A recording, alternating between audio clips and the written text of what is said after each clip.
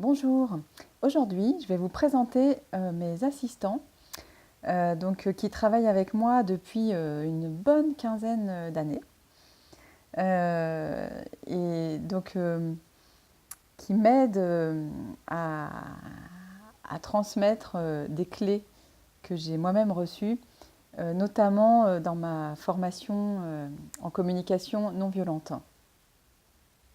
Et à ce sujet-là, vous pouvez lire le livre de Marshall Rosenberg, Les mots sont des fenêtres ou bien ce sont des murs, qui est vraiment une base excellente pour découvrir ce que c'est que la communication non violente. Donc pour Marshall Rosenberg, il utilise l'image de la girafe qui symbolise la communication non violente. Alors pourquoi la girafe parce que c'est l'animal terrestre qui a le plus gros cœur sur Terre. Et aussi parce que, alors celle-ci, elle n'a pas un très long cou, mais la girafe, c'est un animal qui a un long cou et ça lui permet de voir loin les conséquences de ses paroles et de ses actes. Donc la girafe, elle symbolise la langue du cœur, voilà, celle qui parle des sentiments, des besoins, et qui vraiment prend le temps de sentir les choses avant de les exprimer. J'ai un deuxième assistant, c'est le zèbre. Alors, Marshall Rosenberg, lui, il utilise le chacal, et moi, j'ai pas trouvé de marionnette chacal. Enfin, en fait, j'en ai pas cherché parce que j'avais ce zèbre que j'aime beaucoup et qui correspond aussi, qui est un bon assistant parce que le zèbre, il a des rayures noires et blanches. Voilà. Et donc le zèbre, il a tendance à voir le monde en mode binaire.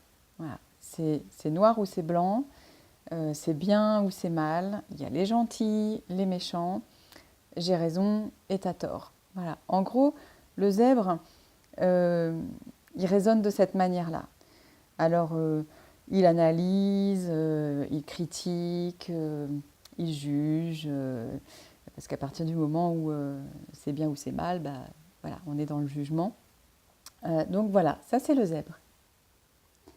Et pour faire simple, on va dire que le langage du zèbre, c'est celui qu'on utilise couramment. C'est celui que nous avons appris dans notre famille, à l'école, dans la société en général. Voilà. Juger, critiquer, analyser, comprendre, projeter sur l'autre. Voilà. C'est le mode zèbre. Ou chacal, hein, si vous lisez le livre de Rosenberg, mais j'ai pas de chacal. Donc on a ces deux modes de communication à notre disposition, tous. Hein. Et puis il n'y en a pas un qui est meilleur que l'autre. Hein. Des fois c'est intéressant de savoir donner des ordres, analyser ou critiquer.